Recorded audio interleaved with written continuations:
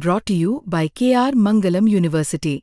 We provide you the platform to turn your dreams into reality. Give wings to your aspirations with KR Mangalam University. Islamabad हातात आला, कराची हातात आलं. एक hypothetical आपण पकडलं, समजा इस्लामाबाद हातात आला, करायचं काय त्याचं?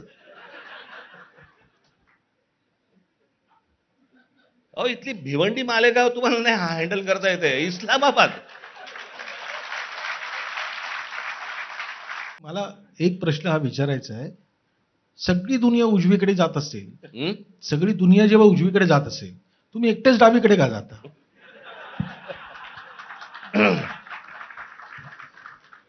मला खरं काय ते दिसतं.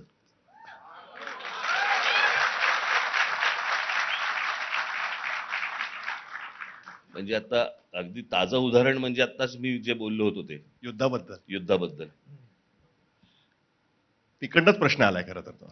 6 अतिरेक्यांना मारण्यासाठी किंवा अतिरेक्यांच्या हल्ल्याला उत्तर देण्यासाठी युद्ध हा काही पर्याय नव्हे. आणि आता जे काही झालं त्याला तुम्ही युद्धही म्हणू शकत नाही. बरोबर आहे?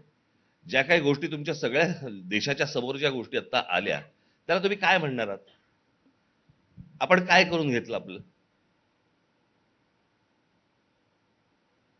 मी माझ्या त्यावेळेच्या त्या स्टेटमेंटमध्ये मी हेही म्हटलं होतं की हीच संधी आहे, भारतामध्ये कॉम्बिंग ऑपरेशन करा. आणि हे कॉम्बिंग ऑपरेशन केल्यावरती कोणी विचारलं पण नसते तुम्ही काय करताय, कशासाठी करताय. झाडून काढता आला असता अख्खा देश. अहो, आपण पाकिस्तानकडे बघतोय, त्यातला पाव पाकिस्तान भारतात आहे. त्याचं काय करणार तुम्ही? सर, ते शेवटी ती 6 माणसं जी कोणी होती ते अतिरेकी टेररिस्ट जे होते ते सापडले नाहीतच.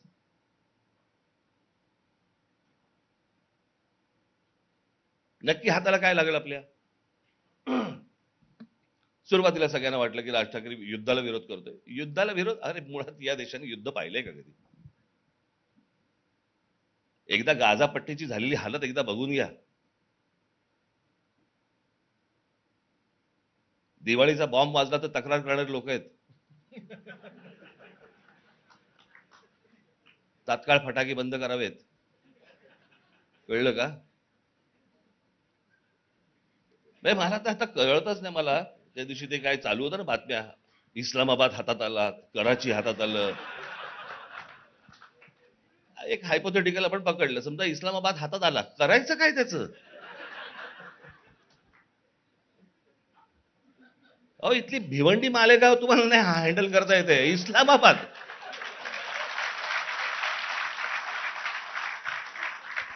काय म्हणजे कुठे आपण कसले तर्क बांधतो आणि काय चालू आहे मला कळतच नाही. अरे हेच म्हणजे ते केदारनी सांगितलं की सगळे उजवीकडे जातात, तुम्ही डावीकडे जाता. कारण इकडे मला नाही, दिसतं. आता पंतप्रधान सांगतायत की मेरा खून खोलताय. चेहऱ्यावर मी शांत दिसतो, माझ्या शरीरात आता. निवडणुकांच्या वेळेला बोलू आपण. बरं झालं तुम्ही निवडणुकांचा विषय काढला.